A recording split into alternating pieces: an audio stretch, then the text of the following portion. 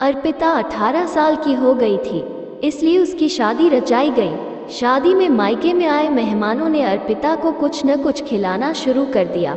मेहमान आए, अर्पिता को मिठाई और खाने की चीजें खिलाते रहे। अर्पिता मना भी नहीं कर सकती थी।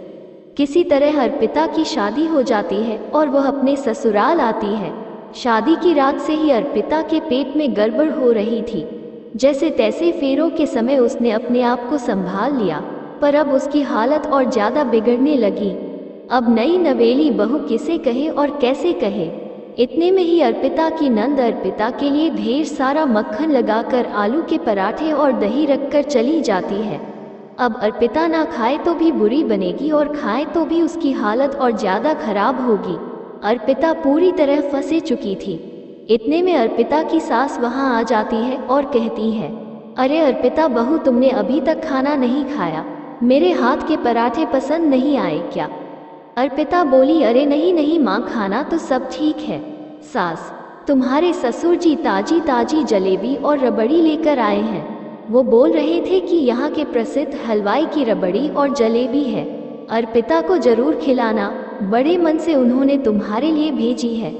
अर्पिता जलेबी और रबड़ी देखकर परेशान हो जाती है। पहले ही उसका पेट गड़बड़ कर रहा था, ऊपर से रबड़ी और जलेबी। अब ससुर जी ने भेजी है। सास ने अर्पिता को जबरदस्ती रबड़ी और जलेबी खिला दी। अर्पिता चाहते हुए भी मना नहीं कर सकी। सास के जाने के बाद अर्पिता और ज्यादा परेशान हो गई।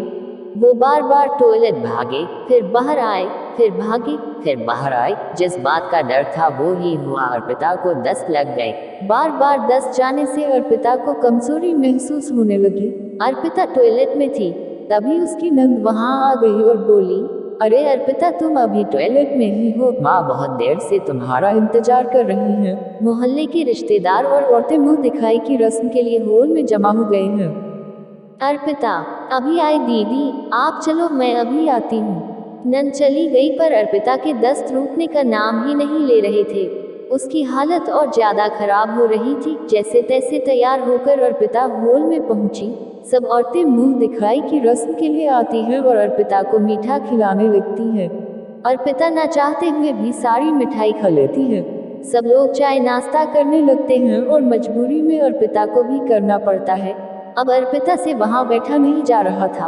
उसे फिर से लूज मोशन आने लगता है। अर्पिता तेजी से कमरे में भागती है और सीधी टॉयलेट में जाती है। कुछ देर बाद उसे आराम मिलता है, पर अब उसकी हालत बिगड़ती ही जा रही थी। अर्पिता को चक्कर आने लगते हैं। उसका पेट भी दर्द कर रहा था, इसलिए वह बेड पर लेट जाती है। तभी उसकी सास वहां आती है और कहती है, क्या हुआ अर्पिता बहू, तुम्हारी तबीयत तो ठीक है ना?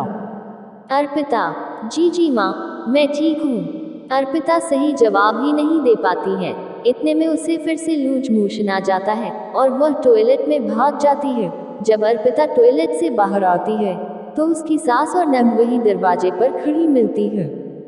नंद, क्या हुआ अर्पिता भाभी, आप हमसे कुछ छिपा रही है? अर्पिता, माँ जी वो ज्यादा हैवी खाना खाने से मुझे दस्त लग गए हैं। कल रात से ही पेट दर्द कर रहा है। कहते कहते अर्पिता बेहोश होकर गिर जाती है।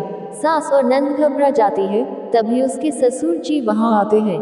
डॉक्टर को बुलाया जाता है। डॉक्टर अर्पिता की जांच करती है और कहती है, अब घबराने की कोई बात नहीं है, मैंने इंजेक्शन दे दिया है, अब लूज मोशन रुक जाएगी, पर अर्पिता को बहुत लाइट खाना देना, हैवी खाना मत देना। थोड़ी देर बाद अर्पिता होश में आ जाती है। सभी लोग अर्पिता से अपनी गलती की माफी मांगने लगते हैं। तो दोस्तों, कैसी लगी आपको हमारी कहानी? कमेंट में जरूर बताना और चैनल को सब्सक्राइब करके बेल आइकन प्रेस कर लीजिए। धन्यवाद।